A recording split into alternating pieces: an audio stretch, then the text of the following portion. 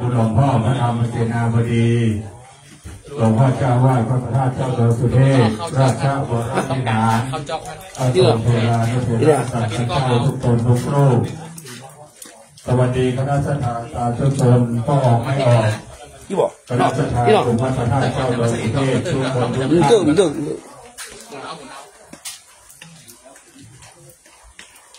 โอเคพระทรงเป็นดังสายฝนชโลมจิตทั่วทุกทิศโปรยปลายทุกถิ่นที่ต่อแต่นี้สิ้นแล้วสมเด็จพระพันปีร้อยวจีมิอาจกั้นความอาลัยพระสถิตในใจตราบนิรันดร์ขอเป็นข้าพระบาททุกชาติไปน้อมรำลึกในพระมหากรุณาธิคุณน้อมร่วมทรงกตัญญูถวายสู่สวรรค์พาลัยครับวันนี้ตรงกับเดือนที่ออก5 ค่ำตรงกับวันอาทิตย์ที่26 เดือนตุลาคม 2568ซึ่งจะมีทั้งพระธรรมเทศนามหาชาติเทศนรชาดกการทนท่าการชูชกและพิธีอันเป็นน้อมถวายเป็นพระราชกุศลในเบื้องต้นจะเป็นพิธีสวดพระพุทธมนต์น้อมเก้าน้อมกระหม่อมถวายเป็นพระราชกุศลแด่สมเด็จพระนางเจ้าสิริกิติ์พระบรมราชินีนาถพระบรมราชชนนีสมเด็จพระพันปีหลวงน้อมส่งเสด็จสู่สวรรค์พาลัยเบื้องต้นจะเป็นการจุดธูปเทียนบูชาพระรัตนตรัยและไหว้พระรับศีลจุดเครื่องทองน้อยเราจะได้สมาทานเบญจศีลพระสงฆ์ทั้งปวงจะได้สวดพระพุทธมนต์มาติกาถวายพระไตรจีวรรับพรในส่วนของพระกินานุปทานในเบื้องต้นนะครับวัน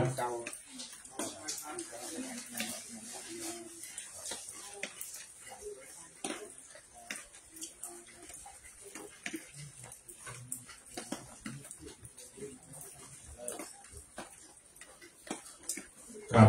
ซึ่งในวันนี้นะครับคณะสัตยาเรากำลังเดินทางกันมานะครับ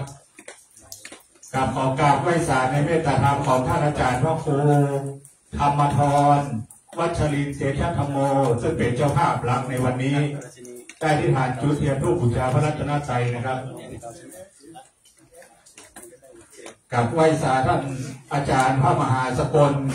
วิโรจนกิติพระเดชธรรมเข้าประโยคเลขาพระเดชพระคุณหลวงพ่อพระธรรมเสนาบดีนะครับได้อธิษฐานจิตนะครับคณะสัตยาเอาพนมมือณบัดนี้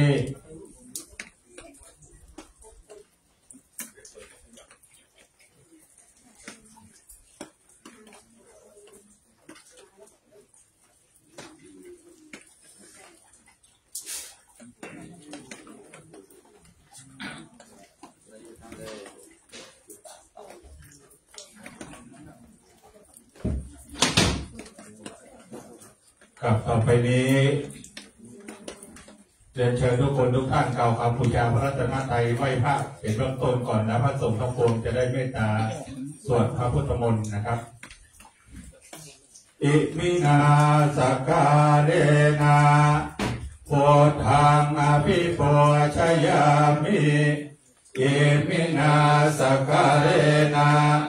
ธัมมังอภิปูชยามิเอมินาสกาเลนะสังฆังอภิปูชยามิอรหังสัมมาสัมพุทโธภควาพุทธังภควตังอภิวาเทมิสวากขาโตภควตาธัมโมธัมมังนัมมัสสามิสุปฏิปันโนภะคะวะโตสาวกสังโฆ สังฆังนามามิ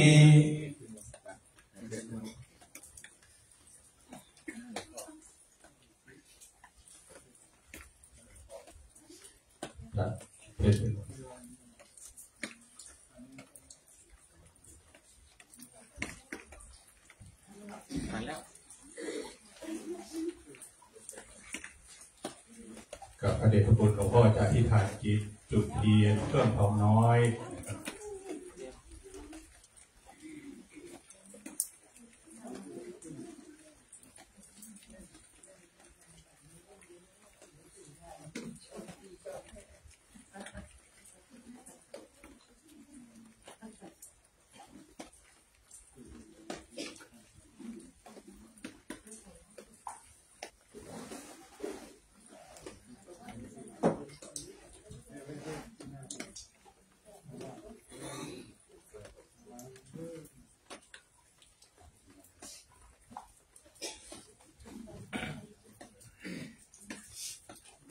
โมตัสสะภะคะวะโตอะระหะโตสัมมาสัมพุทธัสสะนะโมตัสสะภะคะวะโตอะระหะโตสัมมาสัมพุทธัสสะนะโมตัสสะภะคะวะโตอะระหะโตสัมมาสัมพุทธัสสะมากุศลธรรมะอัปยากตาธรรมะสุขายเวทนายสัมปยุตตาธรรมะทุกขายเวทนายสัมปยุตตาธรรมะทุกขมสุขายเวทนายสัมป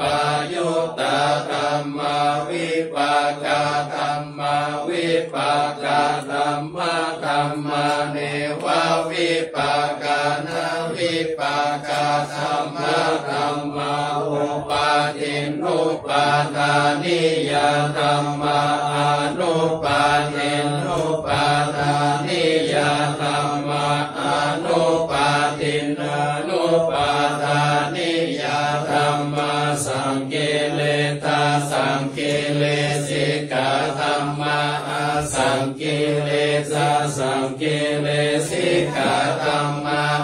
สังกิเลสสังกิเลสิกาธรรมะสังวิตากาสวิจารธรรมะอวิตากาวิจารภปะธรรมะอวิตากาวิจารธรรมะปิติสหกตาธรรมะสุขสหกตาธรรมะอุเบกขาสหกตาธรรมะปัสสะเนนะปะหะตาภาธรรมะภาวานายะปะหะตาภาธรรมะเนวัฏัสสะเนนะนะภาวานายะปะหะตาภาธรรมะปัสสะเนนะปะหะตาภาเหตุกะธรรมะภาวานายะปะหะตาภาเหตุกะธรรมะเนวัฏัสสะเน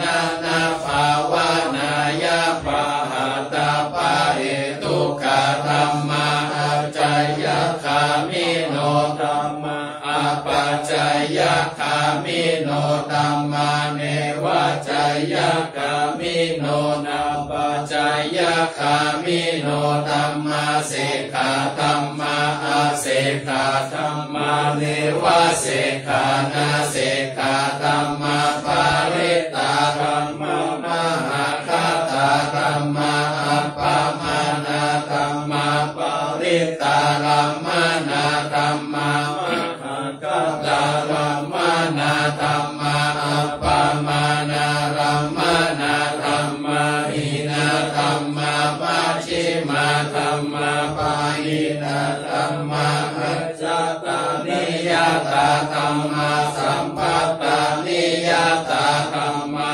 อานิยตาธรรมะมัคคารัมมานาธรรมะมัคคาเหตุกะธรรมะมัคคาปิปะ ปันนาธัมมาอนุปันนาธัมมาอุปาทิโนธัมมาอันติตาธัมมาอนาคาตาธัมมาปัจจุปันนาธัมมาอัตติตาธัมมานาธัมมาอนาคาตาธัมมานาธัมมาปัจจุปันนาธัมมานาธัมมาอัจฉตาธัมมาปะริตาธัมมาอัจฉตาปะริตาธัมมาอัจฉตาธัมมานาธัมมาปะริตาธัมมานาธัมมาอัจฉตาปะริตาธัมมานาธัมมาสันนิสัสสะนะสัพพติกาธัมมาอานิสัสสะนะสัพพติกาธัมมาอานิสัสสะนะติกาธัมมาเหตุปัจจโยอารัมมานะปัจจโยอาติปัติปัจจโยอานันตระปัจจโยสัมมานันตระปัจจโยสหชาตปัจจโยอัญญมัญญปัจจโยนิสัยปัจจโยอุปาณิสัยปัจจโยปุเรชาตปัจจโยปัจฉาชาตปัจจโยอาเสวนาปัจจโยกัมมปัจจโยวิปากปัจจโยอาหารปัจจโยอินทรียปัจจโยชนะปัจจโยมัคคปัจจโยสัมปยุตตปัจจโยวิปยุตตปัจจโยอติปัจจโยนาติปัจจโยวิคัตปัจจโยอวิคัตปัจจโยวันเดือนสัปดาห์ปีจะมาในปีของเดือนเสาร์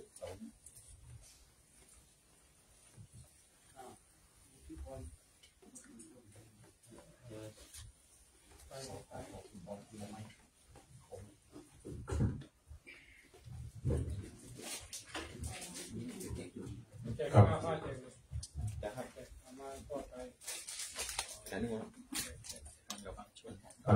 เป็นพิธี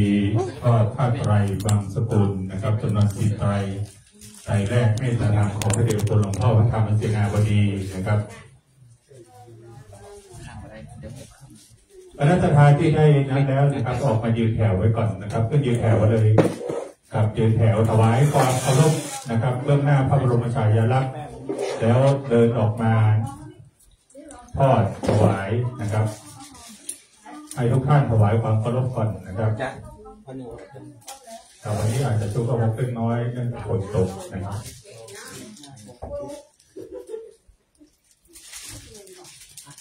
ทั้งหมดตรงถวายความเคารพ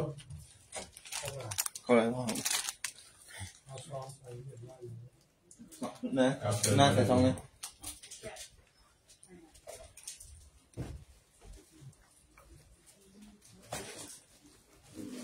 กับคนที่1มาด้านในเลย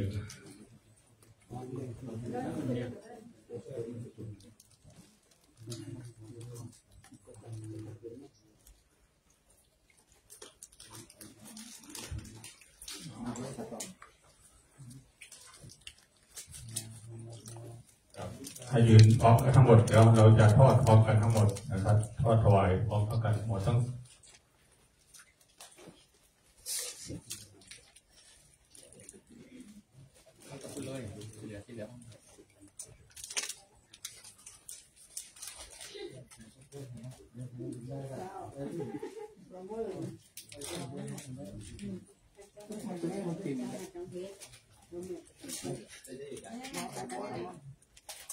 ครับพร้อมแล้วทุกท่านทอดณวันนี้วางได้เลยวางได้นี้วางได้นี้วางแล้วปล่อยเลย กับทั้งกลับไปยืนที่รับรองเหมือนเมื่อกี้ถวายความเคารพแล้วกลับไปนั่งที่รับรองนะครับเราทำให้ถูกต้องนิดนึงนะครับ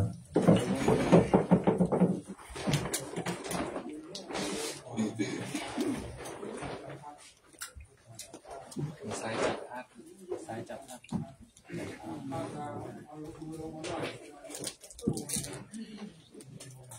แบบปวดหู ทั้งหมดต้องถวายความเคารพ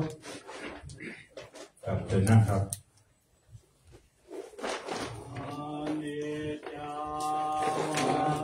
สังฆา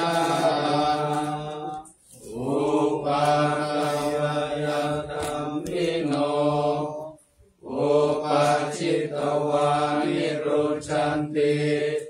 เตสังอุปัสสโมสุโข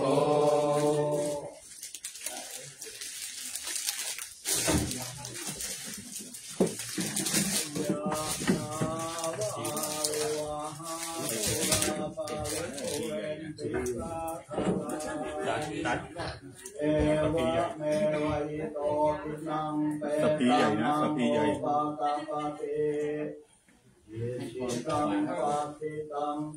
ไอควายรักตาประทับควายสังเกตภาพเปปุเรนโตสังกปายันโทปันนราโสยะธามณิโชติราโสยะธาสัพพิโยวิวัจจันตุสัพพะโรโควินาศตุมาเตภวัตวันตรายโยสุขีทีขายุโกภวสัพพิติโยวิวัจจันตุสัพพะโรโควินาศตุมาเตภวัตวันตรายโยสุขีทีขายุโกภวสัพพิติโยวิวัจจันตุสัพพะโรโควินาศตุมาเตภวัตวันตรายโยสุขีทีขายุโกภวะอภิวาทนาสิริสนิจังวุตาปัจจายโนจัตตารโอธรรมาวัฏันติอายุวันโนสุขังภาลังอาคาสิเมยาติเมตตาสักขะจะเมเปตานังตาคินังราชังโกเปกตมโนสรังนาหิรุนังวาโสโกวายาวัญญาปริเทวนานาตังเปตานังวาสายาเอวังติตันติยาตโยอายังจะโพธาทินาทินาสังฆามิสุปฏิทิตาทิกาลักตังหิตายาสัทธนาโสอุปกัปปติโสยาติธัมโมจะอายังมิทัสสิโตเปตานะปูชาจักตาปุราราภลันจะภิกขุนมโนปฏินังตุมเหหิปุญญังปัสสุตังอนาปการติปมังคลังลักขันตุสัพพะเทวตาสัพพะพุทธานุภาเวนัสสตาโสทิภวันตุเตภวตุสัพพะมังคลังรักขันตุสัพพะเทวตาสัพพะธัมมานุภาเวนัสสตาโสทิภวันตุเตภวตุสัพพะมังคลังรักขันตุสัพพะเทวตาสัพพะสังฆานุภาเวนัสสตาโสทิภวันตุเตครับพิธีในเบื้องต้นนะครับเป็นพิธีพระกิณานุปทานน้อมเกล้าน้อมกระหม่อมถวายเป็นพระราชกุศลแด่ สมเด็จพระนางเจ้าสิริกิติ์พระบรมราชินีนาถพระบรมราชชนนีพันปีหลวงแม่ของแผ่นดินน้อมส่งเสด็จสู่สวรรคาลัยแต่แล้วต่อไปนี้จะเป็นพิธีเทศนาธรรมมหาญาติเวสสันดรชาดกมรดกของชาติค่ำคืนนี้เป็นการทวดหน้าเรียกว่าการชูชกกับเมืองเขาว่าการทุกยกนะครับมี19 บาทพระคาถาซึ่งในวันนี้รับเป็นเจ้าภาพเจ้าสถาโดยท่านอาจารย์พระครูธรรมธรวัชรินทร์เตชะธรรมโมผู้ช่วยเจ้าวาดวัดพระธาตุเจ้าดอยสุเทพรับเป็นเจ้าภาพโดยนางสาวอัญชลีกลิ่นรอดคุณแม่ชมัยพรทานุสิทธิ์รับเป็นเจ้าภาพร่วมโดยพระนางสมพงษ์บุญทองซึ่งเป็นเจ้าตาปีเกิดปีมะโรงหมู่ใหญ่นะครับโดยกล่าวไหว้สานิมนต์ในเทศธรรมของท่านอาจารย์พระอธิการดนัยนันทธรรมิโกเจ้าอาวาสวัดม่อนสุวรรณคีรีมงคลตำบลโรงเหนืออำเภอดอยสะเก็ดเป็นองค์เมตตาเทศนาธรรมมากับฝนนะครับครับขอกราบไหว้สาองค์ธรรมกถึกได้เมตตาขึ้นสู่ธรรมาสขึ้นสู่ธรรมาสแล้วได้จุดเทียนถวายสักธรรมเทียนน้ำพระพุทธมนต์และเทียนเท่ากับบาทพระคาถามันอยู่ตรงนี้ไม่สา